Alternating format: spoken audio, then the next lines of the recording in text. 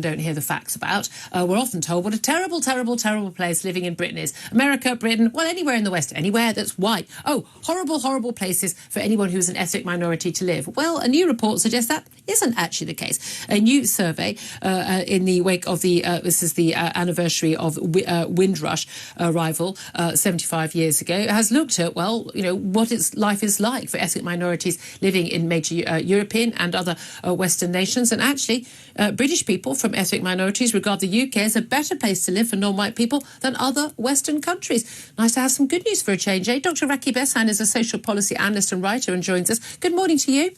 Morning, Julie. How are you? Very well indeed. I mean, we often hear about the things that go wrong, and no one is pretending the world or Britain is perfect and that there aren't horrible, nasty, racist people saying and doing horrible, nasty, racist things. We know that.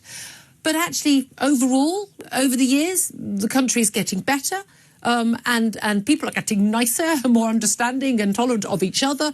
And this survey says it, that people believe that the UK is one of the better places to live.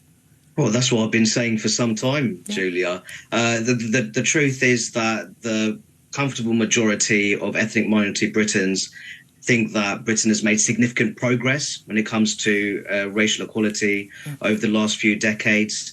And 4 in 5 ethnic minority Brits believe that Britain is a far better place to live when it compared to other Western countries such as the UK, Germany and France as a member of a minority. And that's the point that I've made on many occasions, that when you look at Brexit Britain, when it comes to providing anti-discrimination protections on the grounds of race, ethnicity and religion, it does far better, especially when it comes to major EU member states such as France, Germany and the Netherlands. Yeah, and it is interesting, isn't it? We talk about this terrible racist country. I mean, conversations we've all been having about Harry and Meghan in the last few years, and about, everyone hated Meghan because apparently, because she's mixed race. Again, I'd watched her on telly for a couple of years on Netflix. I had no idea.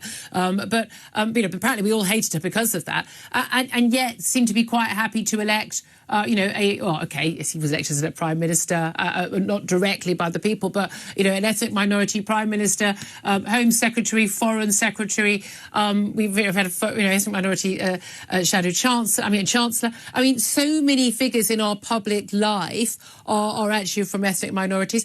And the British public doesn't blink an eye about it because, frankly, the British public largely don't really care about what colour someone's skin is. And yet we're told constantly that, we've got, a terrible race relations in this country and so many bigoted people, particularly Brexiteers. Apparently we all voted to leave the EU to avoid a load of more white people coming to the country. I've never understood that. But this poll, actually, in its poll of white people and of people from non-white backgrounds, is saying that's not their experience of what they see. No, absolutely. And I'd make the point that actually we're under EU freedom of movement, I'd actually argue that it's predominantly white European migrants which were the beneficiaries of preferential treatment more than anything. And you actually see in the post-Brexit immigration system, there's a rising number of migrants from Commonwealth partners with non-white populations such as India, Pakistan and Nigeria. So I've never understood that narrative at all, if truth be told. I think that compared to other Western European countries, but also the United States, we're a far more racially cohesive society. Yeah. And we have high rates of mixed marriage as well. Absolutely. I was in a mixed race relationship in my very early 20s, and for a year and a half, I don't recall a single incident. I remember asking him about it since, whether he had, and I just hadn't noticed it. But he was black, I was white, and I'm still white. And I remember no instance ever of anyone saying anything to us, even a dirty look across the street. No reaction whatsoever to a mixed race relationship. And that was, 30 odd years ago. No, absolutely. And I'd actually make the point it's probably within more socially conservative ethnic minority groups where there's more of an in-group preference when it comes to romantic relationships and marital choice, if truth be told.